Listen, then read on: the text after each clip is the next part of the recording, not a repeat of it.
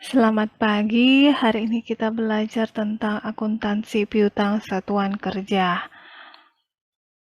Piutang pendapatan adalah piutang yang timbul atas pendapatan pajak, sebagaimana diatur dalam Undang-Undang Perpajakan yang belum dilunasi sampai dengan akhir periode laporan keuangan.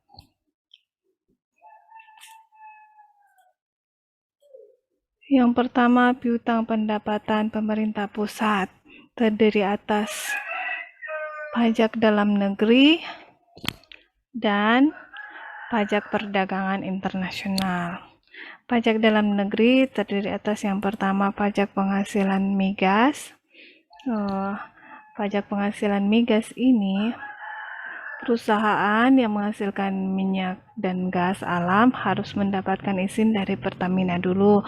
Kemudian harus menyerahkan sebagian minyak dan gas alam yang dihasilkannya kepada Pertamina dan membayar pajak penghasilan migas, membayar pajak bumi dan bangunan, dan jenis-jenis pajak lainnya. Kemudian ada pajak pertambahan nilai dan pajak penjualan atas barang mewah.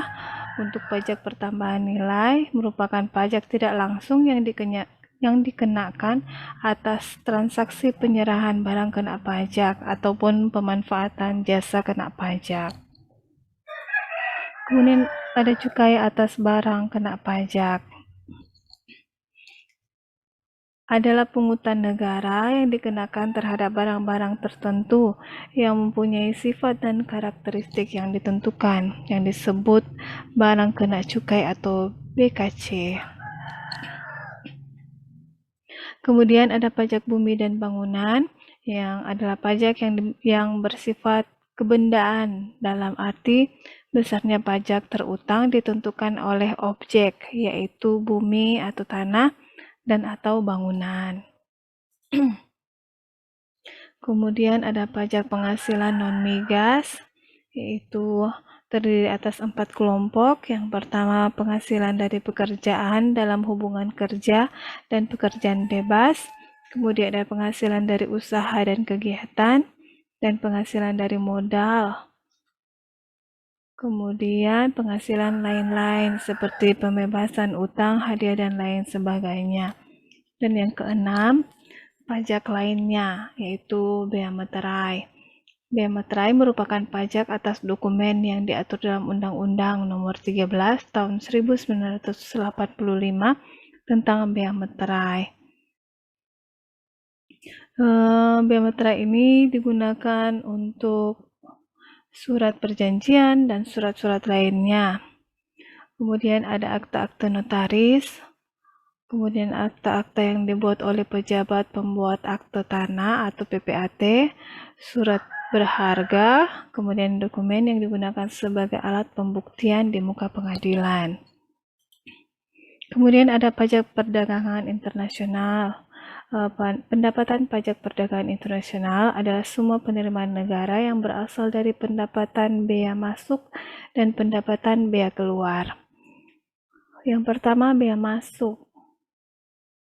Penerimaan negara yang tercantum dalam pos bea masuk pada APBN adalah penerimaan yang berasal dari pembayaran bea masuk oleh para importir sehubungan dengan kegiatan pemasukan barang ke dalam daerah pabean. Untuk objek pajaknya adalah barang yang dimasukkan ke dalam pabean atau barang impor. Sedangkan daerah pabean menurut Undang-Undang Nomor 17 Tahun 2006 adalah wilayah Republik Indonesia yang di dalamnya berlaku Undang-Undang Kepabeanan. Kemudian ada pajak ekspor. Penerimaan negara yang tercantum dalam pos pajak ekspor pada APBN adalah penerimaan sebagai hasil pungutan pajak yang dikenakan atas ekspor beberapa komoditi tertentu. Kemudian yang kedua, piutang atas penerimaan negara bukan pajak atau PNBP. PNBP adalah semua penerimaan pemerintah pusat yang diterima dalam bentuk pendapatan sumber daya alam, bagian pemerintah atas laba BUMN, surplus Bank Indonesia, dan penerimaan negara bukan pajak lainnya. Untuk piutang ini terdiri atas yang pertama penerimaan sumber daya alam, kemudian ada bagian pemerintah atas laba BUMN, kemudian ada surplus Bank Indonesia, penerimaan negara bukan pajak lainnya, kemudian ada pendapatan Badan Pelayanan Umum atau BLU, dan untuk penerimaan sumber daya alam itu terdiri atas dua, penerimaan sumber daya alam minyak bumi dan gas alam, dan penerimaan sumber daya alam lainnya. Kalau yang lainnya, penerimaan sumber daya alam lainnya itu bagian negara dari penerimaan sektor kehutanan, pertambangan umum, dan perikanan. Kalau penerimaan sumber daya alam, minyak bumi dan gas alam adalah penerimaan pemerintah dari sektor minyak bumi dan gas alam. Kemudian untuk bagian pemerintah atas laba BUMN merupakan imbalan kepada pemerintah pusat selaku pemegang saham BUMN. Imbalan ini disebut sebagai Return of Equity atau ROE atau ROE. Kemudian untuk surplus Bank Indonesia merupakan jumlah surplus dari hasil kegiatan Bank Indonesia setelah dikurangi jumlah tertentu sebesar 30% yang ditujukan untuk dana cadangan umum sebagai penambah modal, sehingga rasio jumlah modal mencapai 10% terhadap total kewajiban moneter Bank Indonesia.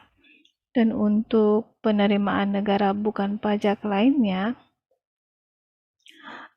terdiri atas dua, penerimaan bersifat umum dan penerimaan yang bersifat fungsional. Untuk penerimaan umum terdapat pada semua kementerian atau lembaga, yaitu yang tidak berkaitan dengan tugas-tugas kementerian atau lembaga. Contohnya untuk penjualan barang-barang yang lebih atau rusak dan tidak terpakai, penerimaan sewa atau jasa gedung, dan lain sebagainya. Sedangkan yang bersifat fungsional adalah penerimaan PNBP yang dihasilkan dari pelaksanaan tugas dan fungsi Satker khususnya dalam bidang pelayanan masyarakat. Dan untuk pendapatan Badan Layanan Umum merupakan PNBP yang dipungut oleh instansi pemerintah atas produk layanan yang diberikan kepada masyarakat.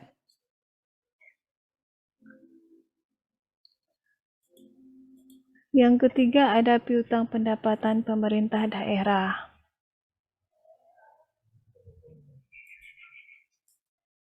Piutang pendapatan pemerintah daerah terdiri atas piutang pajak daerah tingkat 1 atau provinsi yang terdiri atas pajak kendaraan bermotor dan pajak kendaraan di atas air sebesar 5% tarifnya. Kemudian ada bea balik nama kendaraan bermotor, tarifnya 5%. Dan pajak bahan bakar kendaraan bermotor, tarifnya 5%. Kemudian ada pajak pengambilan dan pemanfaatan air bawah tanah dan air permukaan sebesar 20% tarifnya. Baru kemudian ada pajak kabupaten atau kota. Untuk pajak kabupaten dan kota itu ada pajak hotel, pajak restoran, pajak hiburan, pajak reklame, pajak penerangan jalan, pajak bumi dan bangunan. Pajak hotel meliputi pajak atas pelayanan yang disediakan oleh hotel atau fasilitas penyedia jasa penginapan atau peristirahatan, termasuk jasa terkait lainnya yang dipungut bayaran, yang mencakup juga motel, lodgement, gubuk pariwisata, wisma pariwisata, pesanggerahan, rumah penginapan dan sejenisnya, serta rumah kos dengan jumlah kamar lebih dari 10. Untuk tarifnya sebesar 10%. Sedangkan pajak restoran adalah pajak atas pelayanan yang disediakan oleh restoran. Fasilitas penyedia makanan dan atau minuman dengan dipungut bayaran yang mencangkup juga rumah makan, kafetaria, kantin, warung, dan sejenisnya, termasuk jasa boga atau catering, dan tarifnya adalah 10%. Pajak hiburan adalah pajak atas penyelenggaraan hiburan, semua jenis tontonan, pertunjukan, permainan, dan atau keramaian yang dinikmati dengan dipungut bayaran, yang tarifnya 35%. Pajak reklame, pajak yang dikenakan pada benda, alat, perbuatan, atau media yang bentuk dan corak ragamnya dirancang untuk tujuan komersial, memperkenalkan, menganjurkan, mempromosikan, atau untuk menarik perhatian umum terhadap barang, jasa, orang, atau badan, dan dapat dilihat, dibaca, didengar, dirasakan, dan atau dinikmati oleh umum, dan tarif pajaknya adalah sebesar 25%. Kemudian ada pajak penerangan jalan, adalah pajak atas penggunaan tenaga listrik, baik yang dihasilkan sendiri maupun diperoleh dari sumber lain. Yang pajaknya sebesar, tarif pajaknya sebesar 10%. Kemudian ada pajak bumi dan bangunan. Adalah pajak atas bumi dan atau bangunan yang dimiliki, dikuasai, dan atau dimanfaatkan oleh orang pribadi atau badan, kecuali kawasan yang digunakan untuk kegiatan usaha, perkebunan, perhutanan, dan pertambangan.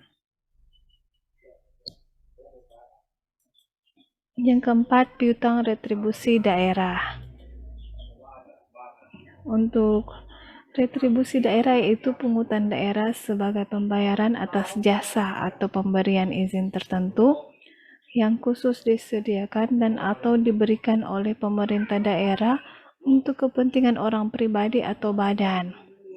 Jenis-jenis retribusi daerah adalah jasa umum, jasa parkir, piutang lain-lain PAD yang sah, dan piutang hasil pengelolaan kekayaan yang dipisahkan. Jasa umum itu adalah jasa yang disediakan atau diberikan oleh pemerintah daerah untuk tujuan kepentingan dan kemanfaatan umum serta dapat dinikmati oleh orang pribadi atau badan. Sedangkan pajak parkir adalah pajak atas penyelenggaraan tempat parkir di luar badan jalan, baik yang disediakan berkaitan dengan pokok usaha maupun yang disediakan sebagai suatu usaha, termasuk penyediaan tempat penitipan kendaraan bermotor. Parkir sendiri adalah keadaan tidak bergerak suatu kendaraan yang bersifat sementara. Kemudian untuk piutang lain-lain PAD yang sah. PAD lain-lain yang sah antara lain, yang pertama, hasil penjualan kekayaan daerah yang tidak dipisahkan, jasa giro, pendapatan bunga, penerimaan atas tuntutan kerugian daerah, penerimaan komisi, rabat, potongan, atau bentuk lain sebagai akibat penjualan, tukar-menukar, hibah, asuransi, dan pengadaan barang atau jasa oleh daerah. Keuntungan selisih nilai tukar rupiah terhadap mata uang asing, pendapatan denda atas keterlambatan pelaksanaan pekerjaan, pendapatan denda pajak, pendapatan denda retribusi, pendapatan hasil eksekusi atas jaminan, pendapatan dari pengembalian, fasilitas sosial dan fasilitas umum, pendapatan dari penyelenggaraan pendidikan dan pelatihan, kemudian pendapatan dari Badan Layanan Umum Daerah. Untuk piutang hasil pengelolaan kekayaan yang dipisahkan, salah satu sumber pendapatan asli daerah adalah hasil pengelolaan kekayaan daerah yang dipisahkan terdiri atas dari bagian laba badan usaha milik negara dan hasil kerjasama dengan pihak ketiga. Dan jenis hasil pengelolaan kekayaan daerah ini dapat dirinci menurut objek pendapatan. yang terdiri atas yang pertama bagian laba atas penyertaan modal pada perusahaan milik daerah atau badan usaha milik daerah. Yang kedua, bagian laba atas penyertaan modal pada perusahaan milik negara atau badan usaha milik negara. Dan yang ketiga, bagian laba atas penyertaan modal pada perusahaan milik swasta atau kelompok usaha masyarakat. Kemudian yang kelima ada piutang transfer atau dana perimbangan. Dana perimbangan merupakan sumber pendapatan daerah yang diperoleh berdasarkan pengalokasian dari anggaran pendapatan dan belanja negara yang ditunjukkan untuk mendukung pelaksanaan fungsi dan kewenangan pemerintah daerah untuk mencapai dan menyelenggarakan pemberian otonomi daerah. Tujuan utamanya adalah meningkatkan pelayanan dan kesejahteraan masyarakat agar semakin meningkat dan mengalami perbaikan. Dan dana perimbangan ini dikelompokkan menjadi 3 bagian. Yang pertama pendapatan dari pajak yang terdiri atas bagian daerah dari penerimaan pajak bumi dan bangunan, bagian daerah dari pajak penghasilan, bagian daerah dari penerimaan sumber daya alam, dan yang kedua dana alokasi umum, dan yang ketiga ada dana alokasi khusus.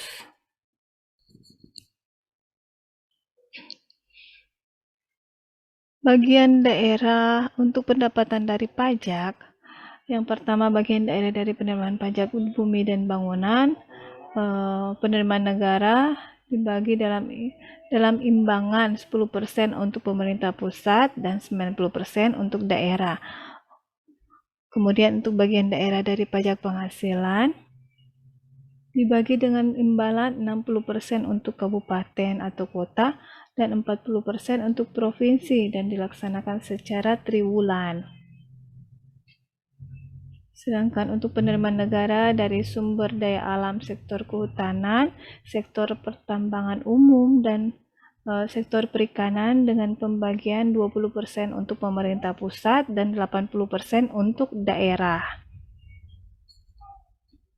Untuk dana alokasi umum atau disingkat dengan DAU atau DAU adalah dana yang bersumber dari APBN yang dialokasikan untuk pemerataan kemampuan keuangan antar daerah untuk membiayai kebutuhan pengeluarannya dalam rangka pelaksanaan desentralisasi.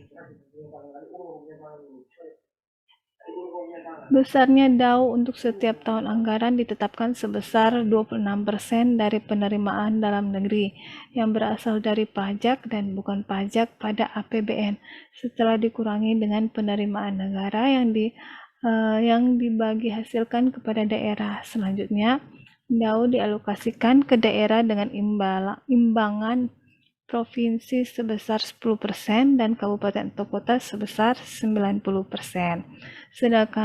Sedangkan dana alokasi khusus merupakan jenis dana yang telah dialokasikan dari anggaran pendapatan dan belanja negara kepada daerah tertentu yang diajukan untuk membiayai kebutuhan khusus dengan memperhatikan tersedianya dana dalam anggaran pendapatan dan belanja negara.